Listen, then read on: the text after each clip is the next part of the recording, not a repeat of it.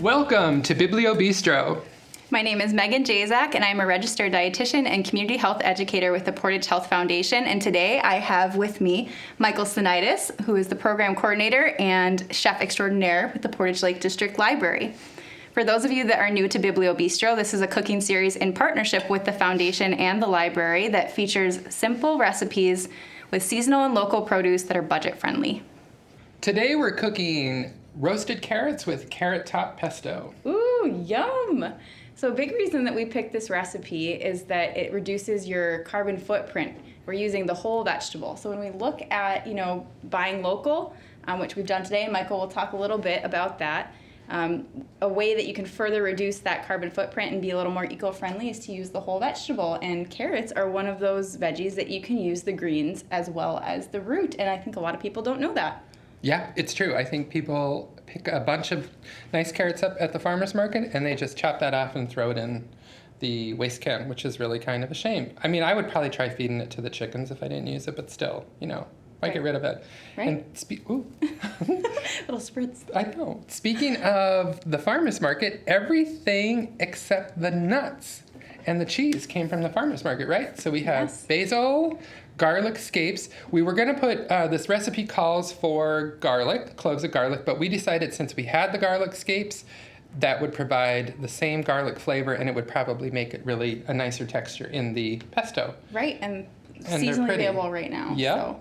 Yeah, so we did really well at the market. Yeah, absolutely. I believe the scapes were from Boersma Family Roots Farm, and the carrots were from the Gagnon Farm? Yep. Am I saying that right? Yep, you got it. Whew. Yeah. All right. Nice. Are you ready for me to get cracking on the prep part? Yeah, I'd love to. Okay, so we have a food processor today, and we're going to use that for everything. We're going to make this really simple for the dressing part of it.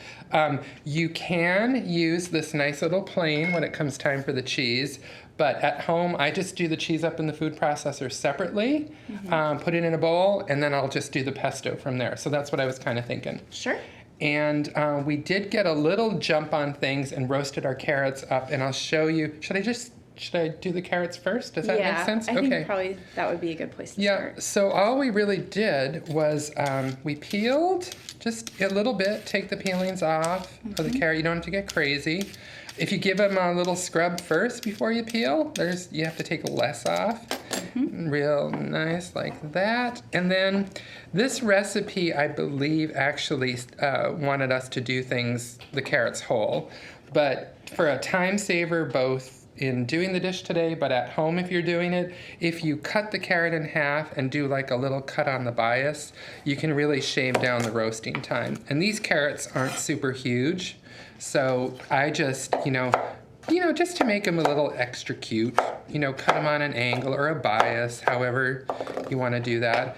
And yeah, just do something up like that. We're all good there. I think that's a great way to show too. I've seen in recipes bias cut, and I had no idea what they were talking about. Yeah, so it looks a little bit nicer than just a straight across cut, whatever that would be. Yeah, fancify it, and you cut down on the cook time. I It's a win-win.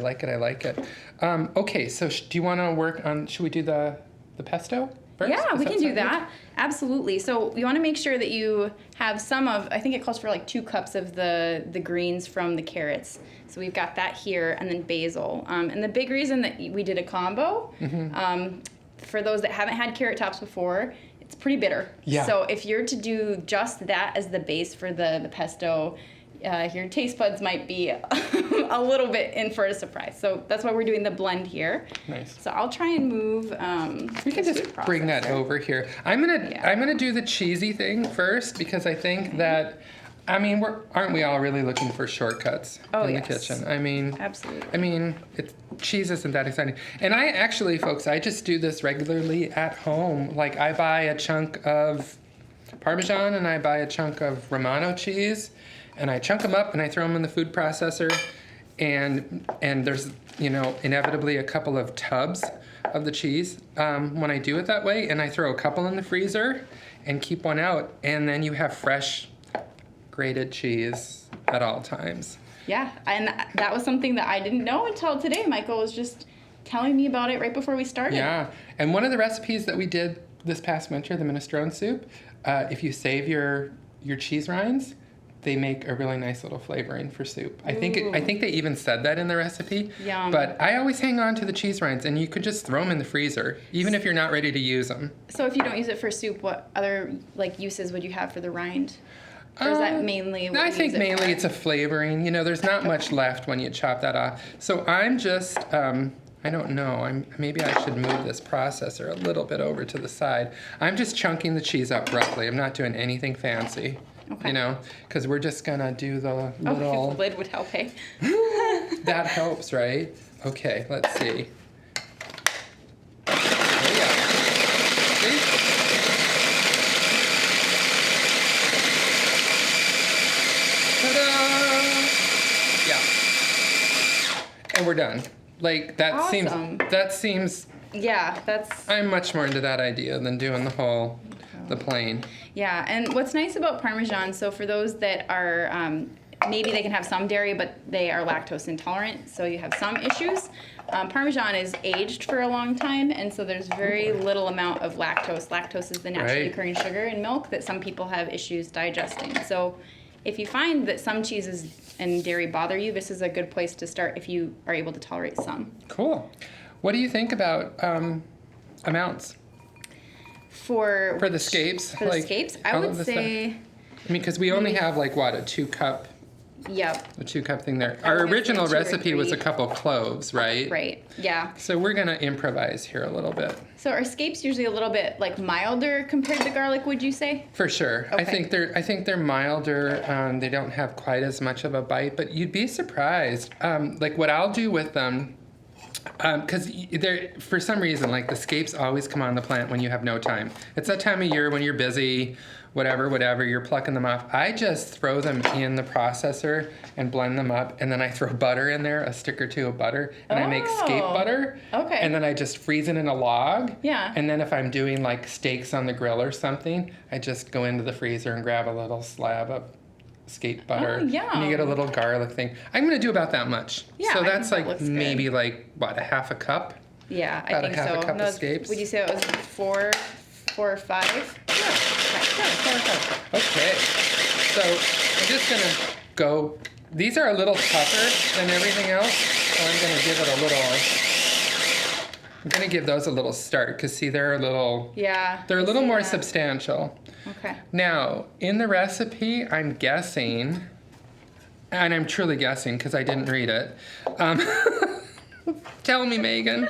I'm going to use the tops. I'm going to take the stems off. Yeah, yep. Because they are probably the most bitter part. Yep, bitter and pretty tough. Yep, kind of like cilantro in that. The more of the stem, cilantro's a picky one, but this isn't too bad. The carrot, It's surprising.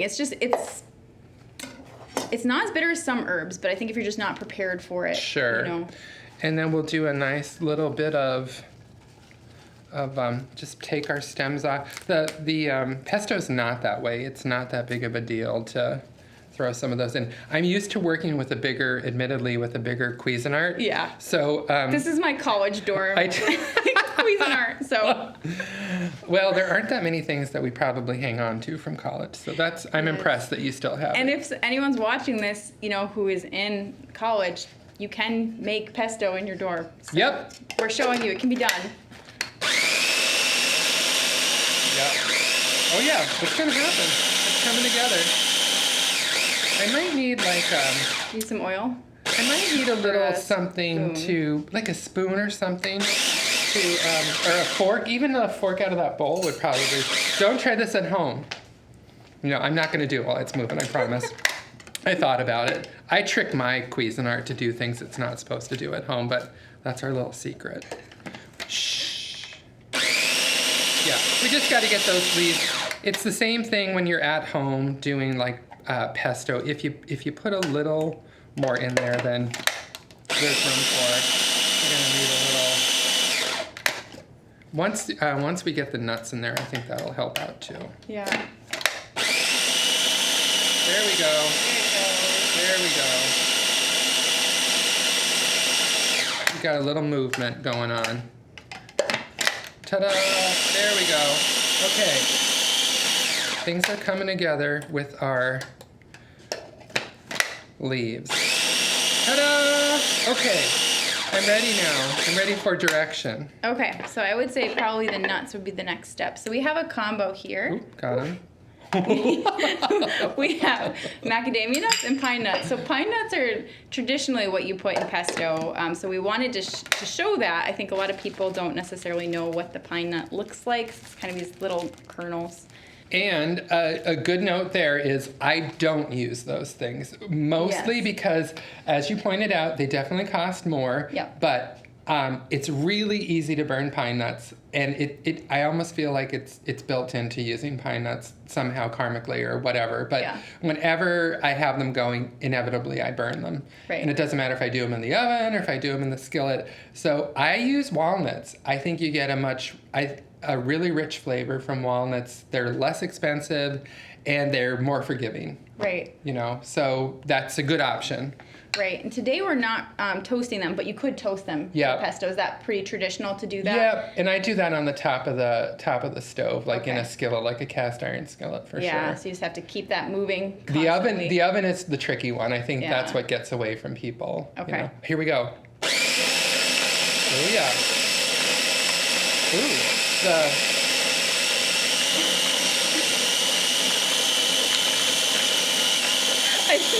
can you see what's going on? like the Powerball. Yeah, it was like the Powerball. The little macadamia nuts are popping up and down. Yeah, it's pretty hilarious. Okay, I bet we're ready for some cheese. Yes, absolutely. What would you say? So I would say About half of that? Yeah. Okay. And if you can't tolerate dairy at all, we did want to show what's called nutritional yeast as an option.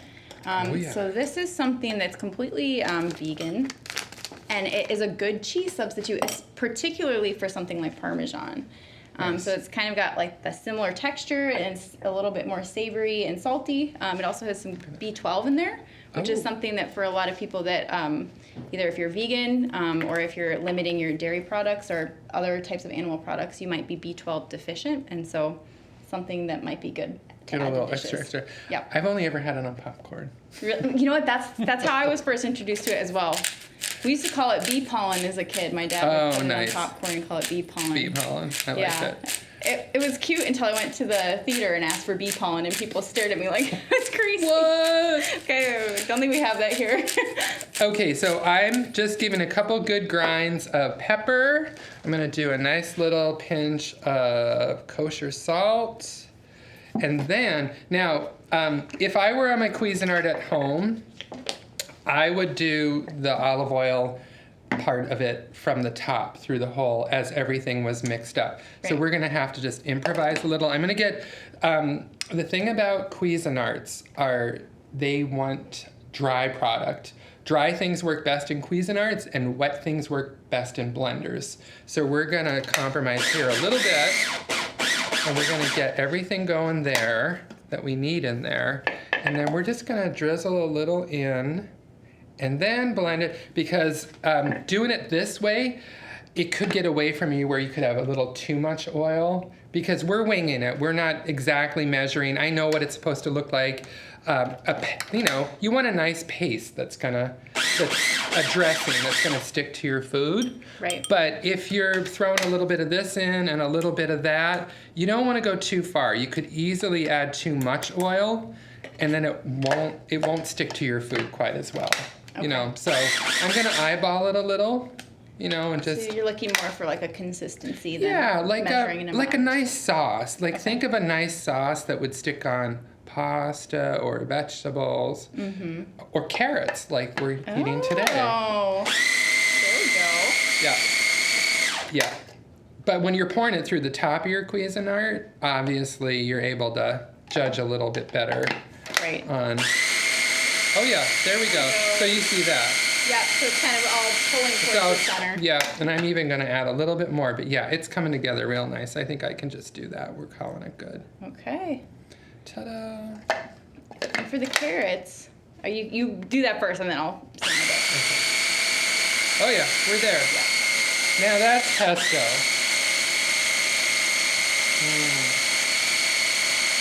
I feel like we should try this before we commit. to make sure that the proportions yeah, I'm going are- to use this fork, and then I just want to make sure we have enough salt and that in it. Actually, that's really good. Grab that other fork. Now's the time. It's really good. It's really good. Oh, the cheese thing, I forgot. I think a small amount I'll be okay. Okay. We'll find out. Okay, so we have our pesto. We did get the carrots started ahead of time. And those are, do I have them over here? Yes, they should be in the oven. Oh, in the oven.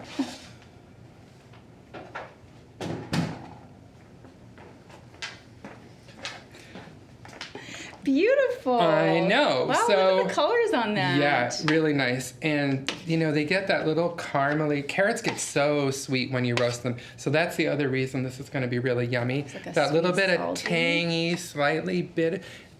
Like bitter's probably not the way to make it sound the most inviting, but it just has enough of a different flavor. Herbal, earthy. Yeah, I think if you didn't have something like that, it wouldn't be quite as interesting on the carrots, because the carrots really do, when they're farm grown like this in the springtime, and then you roast them, they're so sweet and yummy. Yeah. This is going to be beautiful. Yeah, I love the colors already. I'm really excited. Now, the carrots we roasted for about 25 to 30 minutes, and that was at 400? On 400, Okay. yeah. And I did cut them smaller, as you saw, so you would adjust that. If you were going to follow the recipe as we started, and you're doing small whole carrots, it's going to take longer than that. I don't Yeah. think that was a really... Realistic time. No, it wasn't Yeah. very realistic. Okay, so here we are. Let's move a few things out of the way and get into this whole shebang. I'm excited about this, Megan. This is going to be yummy. That looks so beautiful. Yum. So for the carrot tops, we talked a little bit about how they're bitter. Some people are not aware, but bitter greens are often good for digestion. So some of the compounds that make it bitter actually kind of help your gut kind of process that food down. Sure. So for those that are having any gut issues, if you can tolerate bitter greens, particularly, those are actually really good for your gut health. And then the other, nutritional kind of powerhouses is the fats that we use. So we used, cheese. We had some olive oil. We also had the nuts. So all of those things are going to help us absorb a lot of the vitamins that are in both the basil as well as the carrots. So if you've watched previous episodes, we talk about what's called fat-soluble vitamins. There's 4 of them. The particular ones that we're looking at in this recipe is the vitamin A. So that would be in the basil and the carrots. Nice. Vitamin A is good for your immune health, for skin health, and it's just, I think, eye health as well. Yep. So skin, eyes, and immune. Nice. Let's try it. I'm going Okay. to grab us some bowls. And we both have a fork, right? Yes. Do I still have one over there? Yep, you should. Yeah, I see it. Now, I could have done this without all that cheese, and then you would have really been able to dig in. I hadn't really thought that one out. That's okay. Can you try a couple? I'll try just a couple, yes. Just to sort of see how it...